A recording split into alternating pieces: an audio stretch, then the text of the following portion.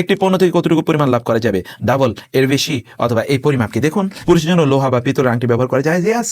আগে মাযহাব সম্পর্কে জানতাম না, কিন্তু জেনেছি। অবশ্যই কোনো মাযহাব মানতে হবে নাকি কোনো আলেমকে অনুসরণ করলে হবে, এ ব্যাপারে তেমন কিছু জানি না, তাই বলছেন। খুবই ভালো কথা বলছেন আপনি। আমরা আপনাকে মাযহাব মানার কথা বলছি না, আমরা বলছি আপনাকে কোরআন এবং সুন্নাহ মানার কথা। কোরআন এবং সুন্নাহ মানতে গিয়ে আপনি তো নিজে তো আর কোরআন সুন্নাহ বুঝবেন না, তাই না? আপনি কোরআনের কয়টা আয়াতের অর্থ বুঝেন, আপনি কয়টা হাদিস জানেন? আপনি হাদিস শুধুমাত্র তার একটি নয়, কোনো একটি প্রেক্ষাপটকে কেন্দ্র করে হয়তো বা আরও অন্য কিছু হাদিসও আছে, এবং অন্য হাদিসগুলো সহি, এটিও সহি, ওটিও সহি। ফলে আপনাকে ব্যাখ্যা জানতে হবে আলেমের কাছে। এখন বলুন তো, এই আমার মতো একজন সাধারণ আলেম আর আমাদের সালফে সালেহিনের মধ্যে ধরুন ইমাম আবু হানিফা রাহমাতুল্লাহ, ইমাম শাফি, ইমাম আহমদ ইবনে হাম্বল, ইমাম মালিক, অথবা ইমাম বুখারী, অথবা ইমাম মুসলিম, এরকম ইবনুল কাইয়্যিম অথবা ইবনু তাইমিয়া, এরকম বড় বড় স্কলাররা, তাদের কথা, তারা কি আমাদের চেয়ে ইসলামকে কম বুঝেছে বলে আপনার মনে হয়? অতএব এই যে মাযহাব মানবো কি মানবো না, ইত্তকার কথা বলতে গিয়ে একদল লোক সালফে সালেহিনের মধ্যে যারা আমাদের মাথার তাজ, তাদেরকে যেভাবে তুচ্ছ তাচ্ছিল্য করে কথা বলে, এগুলো ভয়ঙ্করভাবে নেফাকি, এবং এগুলো ভয়ঙ্করভাবে ইসলাম বিদ্বেষ, এবং এগুলো এক ধরনের ভয়ঙ্কর খারেজি মানসিকতা, এগুলো কুপমন্ডিকতা, এবং এগুলো চরম চরম চরম এগুলো বেয়াদবি সালফে সালিনের সাথে। যারা এমন মানসিকতা পোষণ করেন, please please revisit your opinion, revisit your lifestyle, revisit your self. আপনার নিজের চিন্তা চেতনাকে পরিবর্তন করুন, চেঞ্জ ইউর স্টাইল, আপনার চিন্তা চেতনাকে পরিবর্তন করুন। কারণ আপনি আমার বা অমুকের কথা শুনেছেন, তার চেয়ে কি পূর্ববর্তী বড় স্কলাররা কি তারা কম জানতেন? অতএব আপনি এখনকার কোনো আলেমের কথা, এখনকার কোনো শেখের কথাকে আপনি মনে করছেন ওনারটাই সবচেয়ে শক্তিশালী, ওনাকে 1000 কোটি গুণ বিক্রি করলেও বা 1000 কোটি গুণ তিনি বড় আলেম হলেও ওদের মানে তিনি যেতে পারবেন না। তাহলে তাদের কথা কি আপনার কাছে কোনো গ্রহণযোগ্য? তারা কি কোরআন হাদিস না পড়েই তারা বলেছে? অতএব এই মাযহাবের কথা বলে, মাযহাবের ধোয়া তুলে, ইত্তকার তুলে আমাদের সালফে সালেহিনদেরকে, তাদের বিরুদ্ধে মিথ্যা বিশুদ্ধার করা, তাদের বিরুদ্ধে বিভিন্ন ধরনের কথাবার্তা বলা, অসৌজন্যমূলক কথাবার্তা। একজন মুসলিম তো অন্য কোনো সালাফদের ব্যাপারে এরকম শব্দ উচ্চারণ করতে পারে না। অতএব যে ব্যক্তি এটা করছে, সে হয়তো শয়তানের ট্র্যাপে পড়ে গেছে, অথবা সে ইসলামকে বুঝেই না। আর সবসময় কম জানা, এটা একটা ভয়ঙ্কর, একটা নতুন কিছু মনে করেছেন, অমকে নতুন কিছু বলেছে, অতএব তিনি বুঝে অনেক বেশি আলেম হয়ে গেছেন। আমাদের সালফে সালেহিনের জ্ঞানের যে পরিধি ছিল, সেই জ্ঞানের 1000, 1 লক্ষ, 1 কোটি কোটি কোটি ভাগ করলো, 1 ভাগের চুল পরিমাণ জ্ঞানও কিন্তু আপনারা হয়তো বা আমরা আমাদের যাদেরকে আপনারা মনে করছেন অনেক বড় স্কলার, তারা না, একেবারে ধারে কাছেও নাই। ফলে আপনারা সালফে সালেহিনদেরকে কখনোই তুচ্ছতা ছেলে করে কথা বলবেন না, অনুরোধ করছি। তারা আমাদের মাথার তাজ, তারা আমাদের প্রিয়জন, তারা আমাদের গর্বে, তারা আমাদের অহংকার, তাদের কারণে আমরা দিনকে সহজ করে বুঝেছি। তারা দিনের মূলনীতিগুলো আমাদের কাছে স্পষ্ট করে বলে গিয়েছেন। তারা কোরআনকে ব্যাখ্যা করেছেন, হাদিসকে সংকলন করেছেন, এগুলোর ব্যাখ্যা মূলনীতি তারা দাঁড়া করিয়েছেন, এবং তার উপর ভিত্তি করে এখন আপনি দিনকে সহজ করে বুঝতে পারেন। তাদের কিতাব পড়ে আমরা বড় হয়েছি, তাদের লিখিত গ্রন্থগুলো থেকে আমরা সরাসরি কোরআন পড়ে বুঝেছি, সরাসরি হাদিস পড়ে বুঝেছি। ব্যাপারটি কিন্তু এরকম ঘটেনি।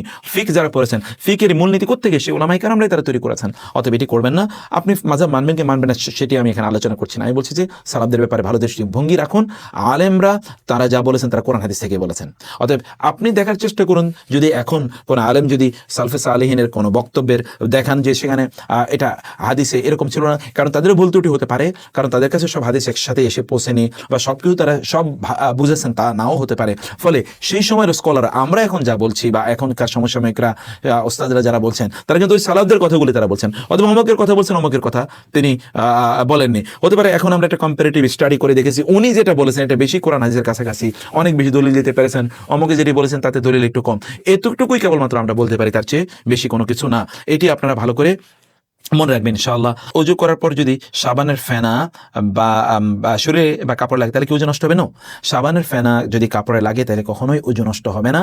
সাবানের ফেনা ওযু নষ্ট করার কোনো কারণেই নেই। সাবান দিয়ে তো আপনি আসলে পরিষ্কার পরিচ্ছন্ন হচ্ছেন, ফলে এটি আপনার ওযু নষ্ট হওয়ার কোনো কারণ নেই। একটি পণ্য থেকে কতটুকু পরিমাণ লাভ করা যাবে, ডাবল, এর বেশি, অথবা এই পরিমাপকে দেখুন। একটি পণ্য থেকে লাভ করার ব্যাপারে একটি রেশনালিটি এখানে থাকতে হয়। এটাকে ইংরেজিতে বলে রেশনাল প্রফিট, মানে প্রফিটটা আপনার যেন রেশনাল, যৌক্তিক হয়, এর বাইরে যেন না হয়। যেমন ধরুন আপনি কত পার্সেন্টেজের ইস্যু না, এটা আপনি যে পণ্যটি ক্রয় করছেন বা যে পণ্যটি আপনি বিক্রি করছেন, এই পণ্যটির আসলে মূল দাম কত হওয়া উচিত? এর মূল দাম কি? ধরুন 200 টাকার পণ্য আপনি কি 1000 টাকা বিক্রি করতে পারবেন? 500 টাকা বিক্রি করতে পারবেন? এতটুকু কি প্রফিট আপনি করবেন? মূলতই তো এটার দাম 200 টাকা হওয়া উচিত। তার মানে কি বার্গেনিং করা যায় না? ইয়াস, ইসলাম বার্গেনিং করার মুসাওয়ামা বলা হয় এটাকে, এই পরিভাষা মুসাওয়ামা করা জায়েজ আছে। মুসাওয়ামা মানে হলো, হাদিসে রাসূলুল্লাহ বলেছেন লা ইয়াসুবুল মারউ আলা আখিহি, একজন ব্যক্তি তার ভাই কোনো জিনিসে দামাদামি করছে, সেখানে গিয়ে নিজে দাম বলবে না, এরকম একটা ব্যাপার। তো সেটি ঠিক আছে, মানে দামাদামি করা জায়েজ আছে। আপনি সেখানে বার্গেনিং করতে পারবেন, আপনি বেশি চাইলেন উনি একটু কম বলে এটি করতে পারেন, কিন্তু আপনি কতটুকু চাইবেন, আপনি কতটুকু প্রফিট করবেন। মূল পণ্যের কস্ট বা প্রাইস, রিয়েল প্রাইস হওয়া দরকার 200, আপনি তো তার কাছ থেকে 500-1000 টাকা চাইতেও পারেন না, এটা একটা জুলুম।